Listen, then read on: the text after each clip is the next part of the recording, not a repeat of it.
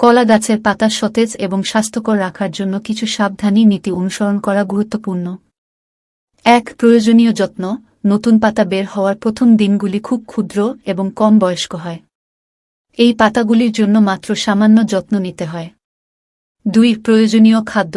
প্রাথমিক দিনে গাছের স্বাস্থ্যকর বৃদ্ধি এবং সতীর্থ পাতা বৃদ্ধির জন্য প্রয়োজনীয় খাদ্য প্রদান করা গুরুত্বপূর্ণ।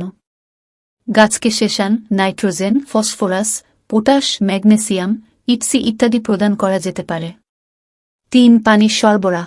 গাছের পাতাগুলির সঠিক বৃদ্ধি এবং সত্বরতার জন্য জলের সরবরাহ গুরুত্বপূর্ণ। তবে অতিরিক্ত জল গাছের ক্ষয় করতে পারে, তাই সঠিক পরিমাণে পানি প্রদান করা গুরুত্বপূর্ণ। ৪. পুরনো পাতা কাটা এবং সাফ করা। নতুন পাতা বের হওয়ার সময় পুরানো বা আক্রান্ত পাতাগুলি কেটে নেওয়া গুরুত্বপূর্ণ, যাতে নতুন পাতা সুন্দরভাবে বৃদ্ধি পায়। ৫. গুরুত্বপূর্ণ সূচকগুলি মনিটর করা। গাছের পাতাগুলির উপগ্রহ এবং স্বাস্থ্য নিরীক্ষণ করতে হবে, যেমন রঙের পরিবর্তন, স্থিতিস্থাপন, পূর্ণতা, কোনো অস্বাস্থ্যকর চিহ্ন ইত্যাদি। ৬. তাপমাত্রা এবং আলোকতা।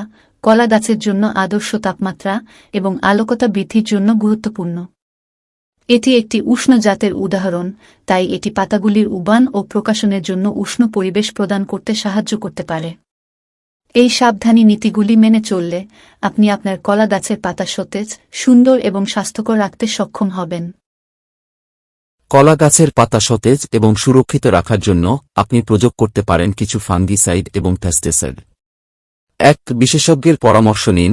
প্রথমেই কৃষি বিশেষজ্ঞের সাথে যোগাযোগ করে বিষয়টি চিন্তা করুন। উপযুক্ত ফাঙ্গিসাইড এবং বিষ প্রয়োগ করার আপনার বাগানের প্রস্তুতির জন্য সবচেয়ে ভালো সময় ও মাত্রা প্রদান করতে সাহায্য করবে। ২. ফাঙ্গিসাইডের ব্যবহার। ফাঙ্গিসাইড একটি ফাঙ্গাস বা ছত্রাকের আক্রমণ নিয়ন্ত্রণ করতে ব্যবহৃত হয়।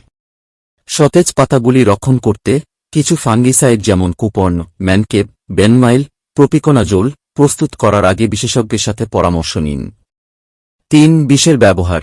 কিছু বিষের উপযোগ করে কলা গাছের পাতাগুলির উপর পোকামাকড়ের আক্রমণ নিয়ন্ত্রণ করা যেতে পারে।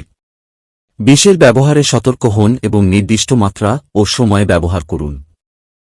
১. ফাঙ্গিসাইড। কার্বেন্ডাজিম। কার্বেন্ডাজিম বিষপ্রাণী এবং ছত্রাকনাশক হিসেবে ব্যবহার করা হতে পারে। এটি ফোম্পসিস ছত্রাকের বিরুদ্ধে কার্যকরী হতে পারে। কার্বেন্ডাজিম গ্রুপের ছত্রাকনাশক, যেমন ইন্ডোফিল M45 অথবা কার্বেন্ডাজিম 12% ও ম্যাঙ্কোজেব 63% গ্রুপের ছত্রাকনাশক, যেমন ভারতে সাফ পাউডার ও বাংলাদেশে অটোস্টিন পাউডার ব্র্যান্ড নামে পাওয়া যায়। প্রতি লিটারে 2 গ্রাম হিসাবে মিশিয়ে ভালোভাবে গাছের পাতায় স্প্রে করুন। প্রপিকোনাজোল। এটি একটি অন্তর্জীবিক ছত্রাকনাশক যা বৃদ্ধি প্রতিরোধ করে এবং ছত্রাকের বিরুদ্ধে সহায়ক হতে পারে। প্রপিকোনাজোল 25% গ্রুপের ছত্রাকনাশক, যেমন টিল্ট, বাম্পার, রেজাল্ট ব্র্যান্ড নামে ভারতে এবং বাংলাদেশেও টিল্ট পাওয়া যায়। প্রতি লিটার জলে 1 মিলিলিটার হারে মিশিয়ে 7 থেকে 10 দিন পর পর 2 থেকে 3 বার জমির সবগুলো গাছে স্প্রে করতে হবে। এছাড়াও খুবই উন্নত মানের ফাঙ্গিসাইড যেমন আমিস্টার টপ, গালিলিও, নেটিভো প্রতি লিটারে 0.5 ml হিসাবে দিবেন। এর সঙ্গে স্টিকার বা আঠা মিশিয়ে ব্যবহার করতে পারেন। যদি পাতা কালো কালো দাগ হয়ে যায়, তাহলে মাইসান প্লাস পাউডার, ক্যাজুবি লিকুইড 6 গ্রাম 6 লিটার জলের সঙ্গে মিশিয়ে স্প্রে করতে হবে। ২. পেস্টিসাইড। নিম তেল স্প্রে। নিম তেল স্প্রে ব্যবহার করে বৈদ্যুতিন গুণ থাকা প্রাকৃতিক বিষ। এটি বেকুজি, ছত্রাক এবং পোকামাকড় নিয়ন্ত্রণে সাহায্য করতে পারে। শ্যাম্পু পাতাগুলির পরিষ্কারতা বজায় রাখার জন্য সাবান জল ব্যবহার করা যেতে পারে। ফাঙ্গিসাইড এবং বিষ নির্বাচন করার আগে পরামর্শ নিন। যদি আপনি ফাঙ্গিসাইড বা বিষ ব্যবহার করার সিদ্ধান্ত নিতে যাচ্ছেন, তবে প্রথমে একজন কৃষি বিশেষজ্ঞ বা কৃষি অফিসারের সাথে পরামর্শ করতে নিবেন। তাদের সাথে আপনার প্রশ্ন এবং চিন্তা আলোচনা করতে পারেন। এই জাতীয় আরও ভিডিও পেতে চ্যানেলটি সাবস্ক্রাইব, শেয়ার করুন এবং কিছু জানার থাকলে কমেন্ট করে জানান।